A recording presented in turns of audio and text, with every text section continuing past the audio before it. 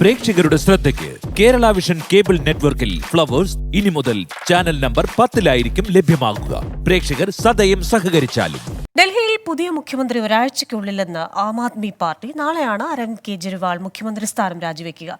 പുതിയ മുഖ്യമന്ത്രിയെ തീരുമാനിക്കുന്നതിനുള്ള കൂടിയാലോചനകൾ പാർട്ടിക്കുള്ളിൽ സജീവമാണ്. മുഖ്യമന്ത്രി MLA-മാരിൽ നിന്നാകുമോ എന്ന ചോദ്യത്തിൽ നിന്ന് മന്ത്രിസഭാംഗം സൗരവ് ഭരദ്വാജ് ഒഴിഞ്ഞുമാറി. आपको जितनी जानकारी है उतनी ही मुझे जानकारी है.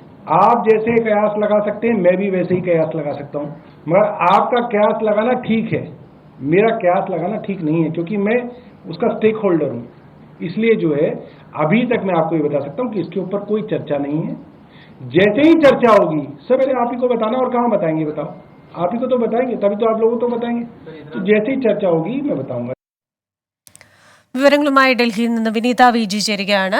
വിനീത, ഈ ആം ആദ്മി പാർട്ടിയുടെ രാഷ്ട്രീയകാര്യ സമിതി ഇന്ന് യോഗം ചേരുകയാണ്. ഒപ്പം തന്നെ ഒരു ജനഹിത പരിശോധനയിലൂടെ മുഖ്യമന്ത്രി ആരാകണം എന്നതിലേക്ക് എത്തിച്ചേരുമെന്നാണ് അരവിന്ദ് കെജ്രിവാൾ പറഞ്ഞത്.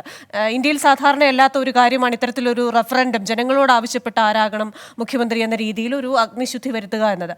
അപ്പോൾ അതുമായി മുന്നോട്ട് പോകാനാണോ ആം ആദ്മി പാർട്ടിയുടെ തീരുമാനം? ഇന്നത്തെ യോഗത്തിൽ എന്തൊക്കെ തീരുമാനങ്ങളാണ് ഉണ്ടാവുക?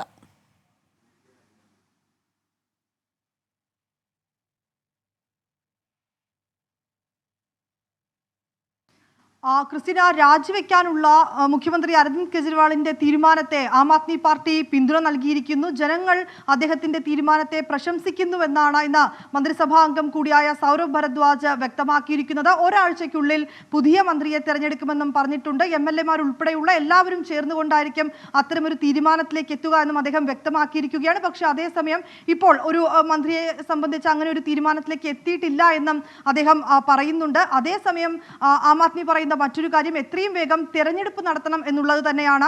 ഈ ഡൽഹിയിലെ ജനങ്ങളുടെ മനസ്സിൽ അരവിന്ദ് കെജ്രിവാളിനെ വീണ്ടും തെരഞ്ഞെടുക്കണം എന്നുള്ളതാണ് അവരുടെ ആഗ്രഹമെന്നും അദ്ദേഹം പറയുന്നുണ്ട്. ഇതിന്റെ കൂടി പശ്ചാത്തലത്തിലാണ് ഇന്ന് വൈകിട്ടാണ് ഈ യോഗം ചേരുന്നത്. അതായത് ഈ രാജ്യപ്രഖ്യാപനത്തിന് പിന്നാലെ ചേരുന്ന യോഗത്തിൽ കൃത്യമായിട്ടുള്ള അജണ്ടയുണ്ടാകും. ഈ അടുത്ത മുഖ്യമന്ത്രി ആരാണ് എന്നുൾപ്പെടെയുള്ള കാര്യങ്ങൾ ഇന്ന് ചേരുന്ന യോഗത്തിൽ ചർച്ചയാകുമെന്ന് തന്നെയാണ് അറിയാൻ കഴിഞ്ഞിരിക്കുന്നത്. ഒപ്പം തന്നെ അതിഷി, സുനിത കെജ്രിവാൾ ഉൾപ്പെടെയുള്ളവരുടെ പേരുകൾ പരിഗണനയിലുണ്ടെന്നും ഇപ്പോൾ നമുക്ക് ഒരു വിവരം കൂടി ലഭ്യമായിട്ടുണ്ട്. ഇങ്ങനെ വളരെ വിശദമായി തന്നെയാണ് ഇക്കാര്യങ്ങൾ പാർട്ടി ചർച്ച ചെയ്യുന്നത്. ഒപ്പം ഇന്ന് മനീഷ് സിസോദിയ, നാളെ അരവിന്ദ് കെജ്രിവാളിനൊപ്പം മനീഷ് സിസോദിയയും രാജിവെക്കും. ഇന്ന് അരവിന്ദ് കെജ്രിവാളിന്റെ വീട്ടിലെത്തി മനീഷ് സിസോദിയ കൂടിക്കാഴ്ചയും നടത്തും. ഒരുപക്ഷെ ആ കൂടിക്കാഴ്ചയിൽ ഈ രാജി ഉൾപ്പെടെയുള്ള കാര്യങ്ങൾ, പിന്നീട് അതിനുശേഷമുള്ള മറ്റ് നടപടിക്രമങ്ങളൊക്കെ തന്നെയാകും ചർച്ചയാവുക. ഇനി അറിയേണ്ടത് ഈ രാജി സമർപ്പിച്ചതിന് ശേഷമുള്ള മറ്റ് തീരുമാനമാണ്. അത് കേന്ദ്രം ഇത് എങ്ങനെ സ്വീകരിക്കുന്നു, ഈ തെരഞ്ഞെടുപ്പ് സംബന്ധിച്ച കാര്യങ്ങൾ ഇലക്ഷൻ കമ്മീഷൻ വ്യക്തമാക്കേണ്ടതുണ്ട്. ഇങ്ങനെ മറ്റു കാര്യങ്ങൾ അതിൻ്റെ ഒരു വഴിയിൽ കൂടി തുടരുകയും ചെയ്യുന്നുണ്ട്. പക്ഷേ അതേസമയം ഈ രാജിവെച്ച് രാഷ്ട്രീയമായി തന്നെ